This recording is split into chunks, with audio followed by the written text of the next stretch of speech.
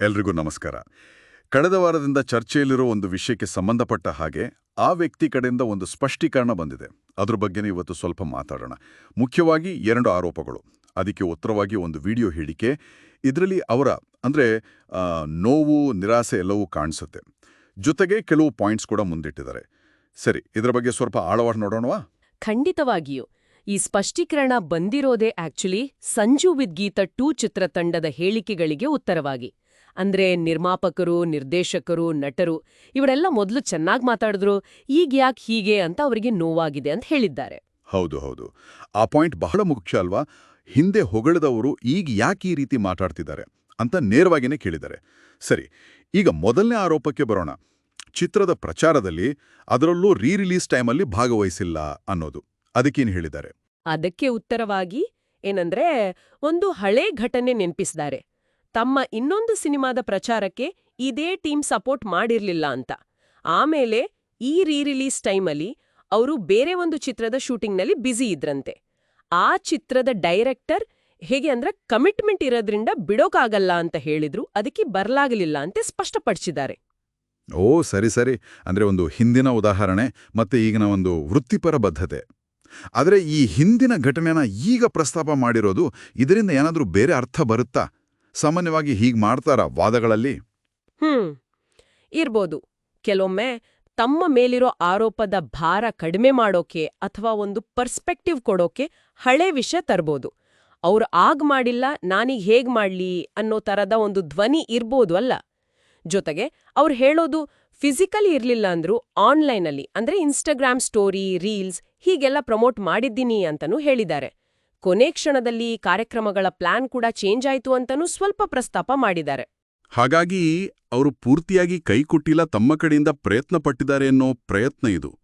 ಆಮೇಲೆ ಆ ಪ್ರಶ್ನೆ ಇದೆಯಲ್ಲ, ಸುಳ್ಳು ಹೇಳ್ತಿರೋರು ಯಾರು, ನಾಟಕ ಮಾಡ್ತಿರೋರು ಯಾರು ಅಂತ. ಅದು ಸ್ವಲ್ಪ ಆ ಪರಿಸ್ಥಿತಿಯ ತೀವ್ರತೆಯನ್ನು ತೋರಿಸುತ್ತಲ್ವಾ? ಖಂಡಿತ. ಅದು ಅವರ ಎಮೋಷನಲ್ ಸ್ಟೇಟ್ ತೋರಿಸುತ್ತೆ. ಸರಿ, ಇದು ಮೊದಲನೇ ಆರೋಪದ ಕತೆ ಆಯಿತು. ಇನ್ನು 2ನೇ ಆರೋಪ ಇದೆಯಲ್ಲ, ದುಡ್ಡು ತಗೊಂಡು ಡೇಟ್ಸ್ ಕೊಟ್ಟಿಲ್ಲ ಅನ್ನೋದು. ಅದು ತುಂಬಾ ಸೀರಿಯಸ್ ಅಲಿಗೇಷನ್. ಅದರ ಬಗ್ಗೆ ಆ ವಿಷಯದಲ್ಲಿ ಅವರು ತುಂಬಾ ಜಾಗರೂಕತೆಯಿಂದ ಮಾತಾಡಿದ್ದಾರೆ. ಏನಂದ್ರೆ, ಈ ಸಮಸ್ಯೆ ಈಗಾಗಲೇ ಕರ್ನಾಟಕ ಚಲನಚಿತ್ರ ವಾಣಿಜ್ಯ ಮಂಡಳಿಯಲ್ಲಿದೆ ಅಂತ ಹೇಳಿದ್ದಾರೆ. ಅಲ್ಲಿ ಸಾರಾ ಗೋವಿಂದ್ ಸರ್ ಅವರು ಇದನ್ನ ಹ್ಯಾಂಡಲ್ ಮಾಡ್ತಿದಾರಂತೆ. ಹಾಗಾಗಿ ಮಂಡಳಿಯಿಂದ ಒಂದು ಫೈನಲ್ ನಿರ್ಧಾರ ಬರೋವರೆಗೂ ಈ ವಿಷಯದ ಬಗ್ಗೆ ಯಾರೂ ಮಾತಾಡೋದು ಬೇಡ, ತಾವೂ ಮಾತಾಡಲ್ಲ ಅಂತ ಹೇಳಿದ್ದಾರೆ. ಒಂದು ಮನವಿ ಕೂಡ ಮಾಡಿದ್ದಾರೆ. ಓಕೆ, ಅಂದ್ರೆ ಒಂದು ಅಧಿಕೃತ ಸಂಸ್ಥೆ ಇದನ್ನು ನೋಡ್ಕೊಳ್ತಿದೆ, ಅವರ ನಿರ್ಧಾರಕ್ಕೆ ಕಾಯೋಣ ಅನ್ನೋ ನಿಲುವು. ಇದು ಬಹುಶಃ ವಿವಾದನ ಇನ್ನಷ್ಟು ದೊಡ್ಡದು ಮಾಡೋದು ಬೇಡ ಅನ್ನೋ ಉದ್ದೇಶ ಇರ್ಬೋದಲ್ಲ? ಹೌದು, ಅದೂ ಇರ್ಬೋದು. ಪ್ರೊಫೆಷನಲ್ ಅಪ್ರೋಚ್ ಅಂತಾನೂ ಹೇಳ್ಬೋದು.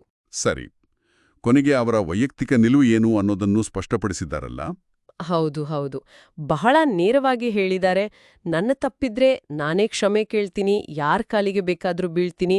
ಆದ್ರೆ ನನ್ನ ತಪ್ಪಿಲ್ಲ ಅಂತ ನನಗೆ ಗೊತ್ತಿದ್ರೆ ಯಾರು ಎಷ್ಟೇ ದೊಡ್ಡವರಾದ್ರೂ ಕ್ಷಮೆ ಕೇಳೋ ಪ್ರಶ್ನೆನೇ ಇಲ್ಲ ಅಂತ ಬಹಳ ದೃಢವಾಗಿ ಹೇಳಿದ್ದಾರೆ.